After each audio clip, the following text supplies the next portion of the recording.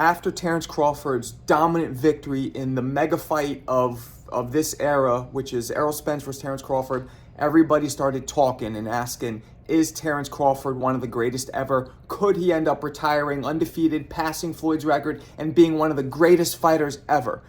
And that performance definitely put him on the right foot toward that direction. But I wanted to look at Floyd Mayweather, who is possibly the greatest fighter ever and was the greatest fighter, hands down, of the era right before him. I want to compare Floyd versus Terence Bud Crawford. They both fought it at 147. This, in real life, if the eras aligned, could have been a matchup that could have realistically happened. And who would have won? Now, I don't like making these predictions until a fighter's career is fully over because we don't know which direction Crawford's career can go. Looks like it's going to just keep going up, but you never know. So I like waiting until fighters retired. But I want to compare the two fighters here. Look at sparring. Now, guys, I use sparring clips because I cannot use fights.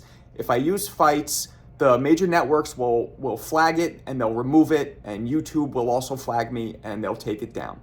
So I like using sparring clips. But don't forget, sparring, I say this all the time, you see so much more in sparring than you could ever imagine. Yeah, sometimes guys are just working, but a lot of times you get a real feel for a fighter's style and their mistakes and what they do right and their defense and everything.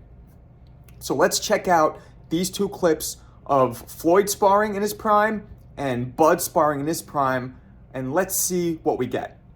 All right, so here you see Floyd with the blue gloves and his opponent with the black gloves. There, Floyd just throws a pole counter that misses.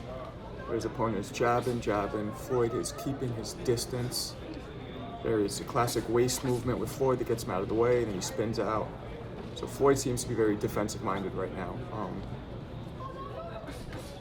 Seems like Floyd's making little noises. Ooh, nice pole counter to getting ahead of his opponent. There is a classic shoulder roll, Philly shell, whatever you want to call it. The Floyd roll eludes both punches. And now Floyd's tying him up. He's talking. This was one of Floyd's few open sparring sessions that he allowed the media in there. So he's definitely showing out. He wants to leave a good mark. So now Floyd puts up the earmuffs. He's inviting his opponent to throw it. He's still making these noises. He's trying to kind of chastise his opponent. Oh, there he goes. He dips out. Classic Floyd defense with the low waist movement where he goes all the way down. Beautifully done. Ooh, there's a nice counter, and now Floyd's clowning him again. You know, I'm not a fan of this this clowning your opponent so much. Every now and then it's you need to do it to get in their head, but Floyd seems to just do it even when it's not necessary sometimes, when he's dominating. Right, so Floyd is very defensive now. He's letting his opponent get off. He's just making him miss. I mean, this is getting in his head enough, doing it this way. He doesn't, I don't know if all the other stuff's necessary, but whatever. Floyd's Floyd. He made all the money and the fame for a reason, so I guess it works. There he is, beautiful defense. There's a nice jab. Now he hit him and he's talking. Beautiful jab. Another beautiful jab. Now he's moving around. And now he's waiting for his opponent to throw. He has the earmuff defense on. Now he gets caught with a jab. And he's eluding all these other. So he's not doing much offense right now. There's a nice jab by Floyd. Ooh, nice lead left hook, which lands beautifully. All right, now he's on the ropes, hits him with a nice uppercut. His opponent is missing most of his shots. So now Floyd has that great defense where his shoulder's catching most of the punches, and then his right hand's catching any left hooks that come in. And he's able to swat away jabs with his right hand too. Just kind of parry them, push them off. Okay, there's a jab there to the body. And Floyd now is starting to walk his opponent down. Ooh, nice jab there. He just goes right there after he lands the jab. All right, now he's starting to talk to him again. Ooh, nice pull counter. So Floyd blocks the jab and throws a straight right counter, just does it twice. Now he's blocking, punches with his hand. Now he's doing some weird hand motion, kind of like what Zab did when Zab fought Floyd, as a matter of fact. Kind of throws the eyes off when a fighter does that. That's what that's for. And it's just a little like you're starting to feel yourself, a little bravado. Ooh, nice. So Floyd now starting to land that counter over the jab. consistently. So now Floyd is starting to walk forward. You see the momentum. Ooh, nice 1-2. So now he's starting to walk forward. The momentum changed. He had his opponent thinking he's gonna be retreating. Now he's walking forward. So he's really switching up the style, switching up what he's doing. All right. So now it's over. The opponent throws a lead left hook and misses, and Floyd yelled, "Hell no!" Ooh, nice jab. He says, "Take that." He hits him with the jab. Says, "Take that." So now Floyd's really starting to put it on him, and completely in a style shift. Now they're in the clinch. He's saying, "Hell no!" He's talking to him. He's getting in his head. There he says something about Pacquiao. Not really sure. Most people don't talk that much when they're sparring or fighting because, believe it or not, it takes out of you, takes some energy out of you to talk. Anybody ever tried jogging, for example, and talking to somebody while you're running? It's harder to do. But Floyd is such impeccable shape. It's okay. There's a nice jab lands by his opponent. Another jab. So a couple of those did land, even though Floyd's saying hell no. So he's trying to basically erase whatever his opponent actually did achieve. He's erasing that. Ooh, nice counter hook.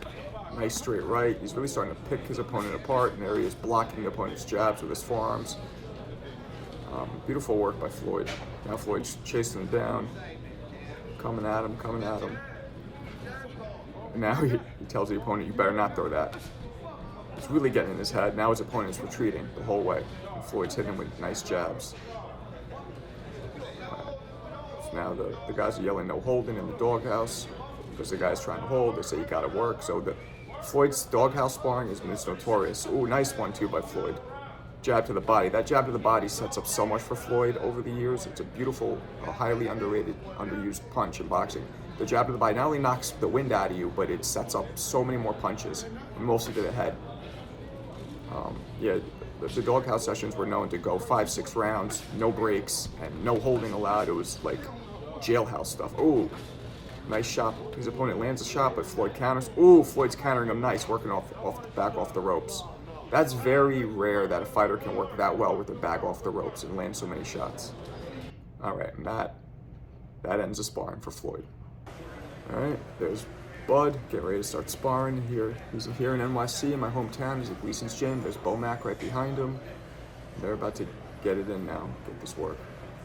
All right, so there's Bud, obviously wearing the green camo. So now Bud starts off, he's fighting orthodox. He's fighting traditional, not southpaw, but orthodox. Landing jabs, he seems to be pressuring his opponent. He's heavy on the front foot right now. Bud, ooh, nice. Heavy on the front foot, and he's basically stalking his opponent. His opponent circling away. Nice couple body shots by his opponent. Bud's still coming at him. Nice jab by his opponent. Nice right hand by his opponent. So Bud is now not so heavy on the front foot anymore. Looks like now he's not stalking, but he's more boxing. He sticks his tongue out. Bud's staying in range. Nice lead straight right by Bud.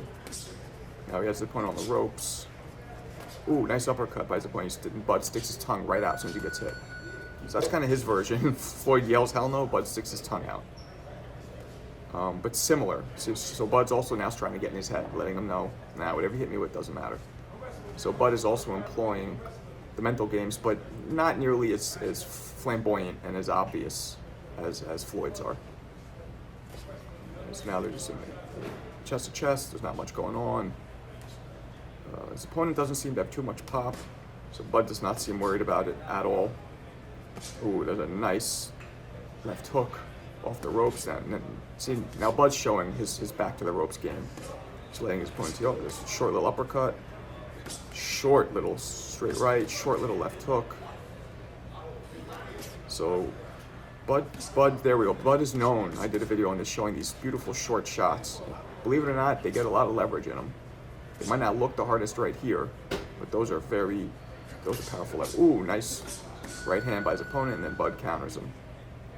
All right, now Bud again is throwing straight right, back to the ropes. Ooh, a couple body shots that seem to hit Bud's elbows, not really land the target, but still. So Bud's not being very offensive right now. Seems like he's trying to just feel out what his opponent has. He's downloading information, which Floyd also did in the beginning. All right, now Bud seems to be more front foot heavy, and now Bud is coming at him. He has his hand by his waist.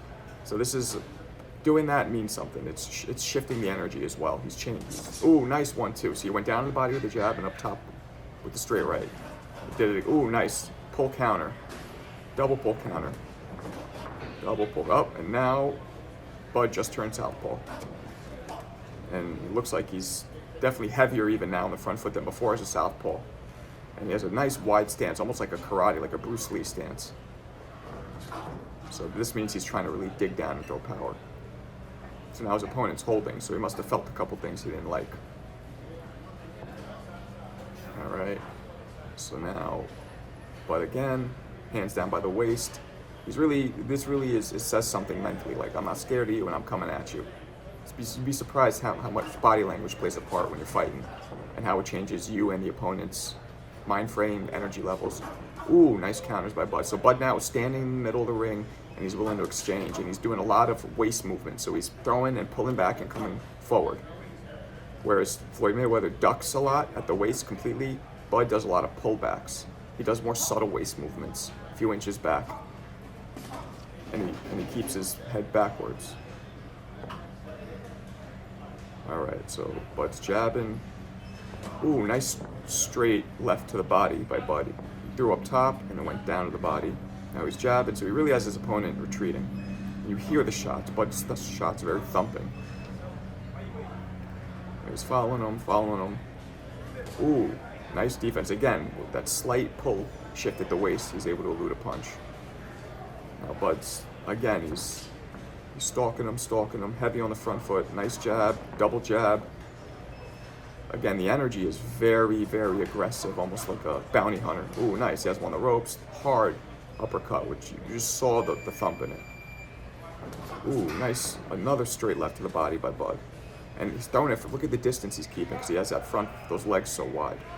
All right, and that concludes that spar. All right, so one thing we saw between both guys, which is a common denominator, which is the mind games, the intimidation. Both guys made sure to get in their opponents' heads.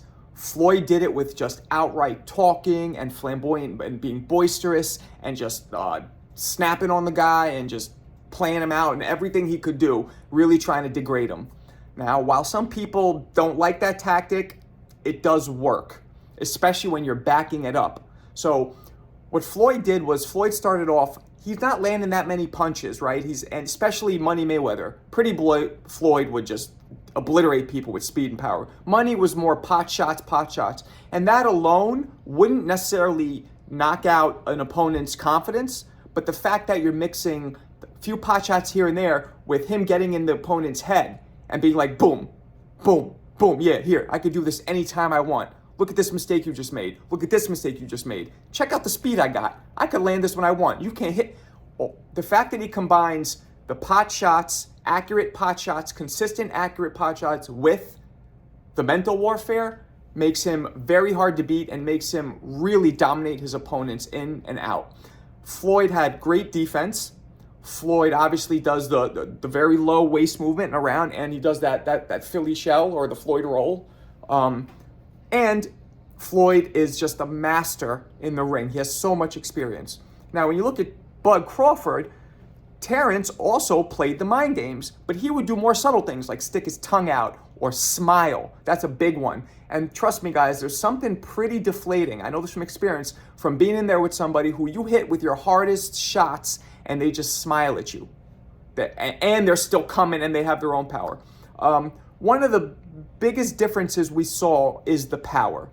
Bud Crawford's shots made his opponent's bodies just shake. You saw the physical power, and you saw the physics actually landing, and it's just a harder punch.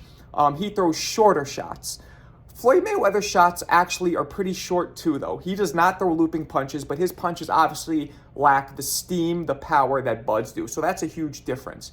Defensively, Floyd expends a lot more energy with his defense, and he's also more like a cat. He's more quick-like, in and out. He makes big steps in and out. But he doesn't get tired because Floyd's always been in tremendous shape. Bud Crawford is a lot more energy efficient with his defense. He just moves a few inches back. He just takes a step to the side. He's very efficient.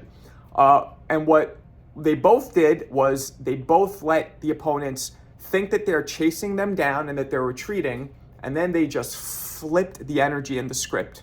Both of them did that. They went from retreating to then going on the front foot. Terence went on the front foot, and Terence had a much wider stance than Floyd. And Floyd just started going forward, putting up the earmuffs and going forward. But both tactics really break down an opponent, breaks down them mentally and makes them tired. When you're constantly retreating from somebody who's chasing you down and who you can't hit, that makes you tired. So there's a lot of similarities between Floyd and Terence Bud Crawford, but I want to know what you guys think. If Terence Crawford and Floyd Mayweather fought in their primes at 147 pounds, who do you think would win? Tell me in the comments.